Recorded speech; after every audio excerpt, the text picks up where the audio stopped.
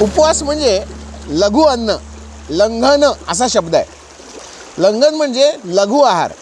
जे पदार्थ पचायला हलके असतात असेच पदार्थ खाऊन राहणं म्हणजे उपवास. नमस्कार, मी वैद्यसुविनय दामले.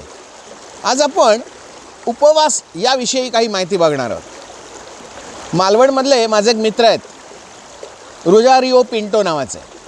त्यांनी उपवासावर एक कविता केली आणि त्या कवितेत मी माझी थोडीशी भर घातली आणि एक काव्य उपवासासाठी आज समर्पित. एके दिवशी सकाळी नको म्हटलं चहाच्या कपास, कारण माझा आहे आज उपवास. नाश्त्याच्या वेळी साबुदाणा खिचडी, डिंक लाडवांची आहेच मला गोडी. आई विचारी काय बाळा वाढू, म्हणते पी दूध आणि खा खजूर लाडू. वरण भातावर आमटी शेंगदाण्याची, जेवताना फोड लिंबू लोणच्याची. बटाटा चिवडा आणि शिजलेली रताळी, साबुदाणा वडे केले संध्याकाळी. बाजारी खाणं वेळी अवेळी, एकाच वेळी खाल्ली डझनभर केळी. सगळी म्हणाली पुरे आता बस गप, तरी बाजारात जाऊन घेतली लस्सी 2 कप. फळे शहाळी खाऊन झाली, उपवासामुळे ग्लानी आली. चालत नाही लसूण कांदा, भेळ भजी खायचा झाला वांदा. सात्विक अन्न मेवा मिठाई, आईस्क्रीम कुल्फी आणि कॉकटेल थंडाई. आजचा दिवस हा असाच गेला, उपवासामुळे अशक्तपणा आला हो. म्हणतात उपवास प्रकृतीस बरे.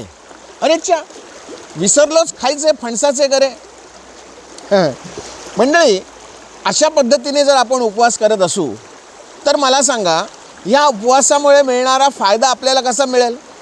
सकाळपासून रात्रीपर्यंत आपण जे जे पदार्थ खातोय ते पदार्थ फक्त उपवासाच्या पदार्थात कन्वर्ट केले आणि मी पोटभर खाल्लं तर त्याला उपवास कसा म्हणावा? उपवास या शब्दाचाच अर्थ आहे देवाच्या जवळ जाऊन राहणं. उप म्हणजे जवळ जाऊन राहणं, वास म्हणजे अधिवास, जवळ राहणं. आणि कोणाच्या? देवाच्या जवळ. म्हणजे स्वयंपाकघरातला वेळ कमी करून तो तुम्ही देवघरात घालवावा, ही या उपवासामागची आध्यात्मिक कल्पना. परंतु आम्ही सगळंच बदलून टाकलं, युग बदललं आणि त्यामागचे अर्थ देखील बदलत गेले. उपवास हे कशासाठी करायचे असतात? तर ईश्वराला प्रसन्न करण्यासाठी हा आध्यात्मिक अर्थ झाला. उपवासामुळे, व्रत केल्यामुळे, शरीराला झिजवल्यामुळे देव मिळेल असं मला तरी वाटत नाही. आणि असं आपल्या धार्मिक ग्रंथात तरी कुठे म्हटलं आहे की उपवास केल्यामुळे तुम्हाला देव मिळणार आहे? जे जे देवासाठी ते ते देहासाठी. आपण आपल्या देहरक्षणासाठी जे जे करावं ते काय करावं त्याची आध्यात्मिक पार्श्वभूमी ही अध्यात्मामध्ये सांगितलेली आहे. त्यामुळे उपवास हा देवासाठी नसून तो देहासाठी आहे असं जर गृहीत धरलं तर त्यामागे आपल्याला आणखीनही काही वैज्ञानिक कारणं निदर्शनाला येते. उपवास म्हणजे लघु अन्न, लंघन असा शब्द आहे. लंघन म्हणजे लघु आहार.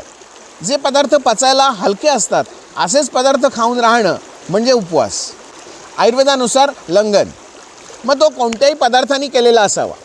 मग तो तुम्ही पूर्ण दिवसभर एकाच पदार्थावर राहून जर केला तर वाद देखील वाढत नाही. उपवासाला तुम्ही नुसतं पपई खाऊन राहा, नुसतं कलिंगण खाऊन राहा, नुसते वरीचे तांदूळ खाऊन राहा, किंवा नुसतंच निर्जली एकादशी, पाणीसुद्धा प्यायचं नाही.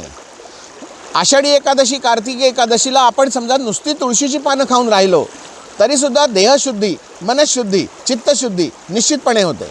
आपण कधी प्रयत्नच करत नाही आणि आपण उपवास करणाऱ्यांकडे मात्र फक्त बोटं दाखवत राहणार. याला काय म्हणावे? आपण उपवास करून बघावा.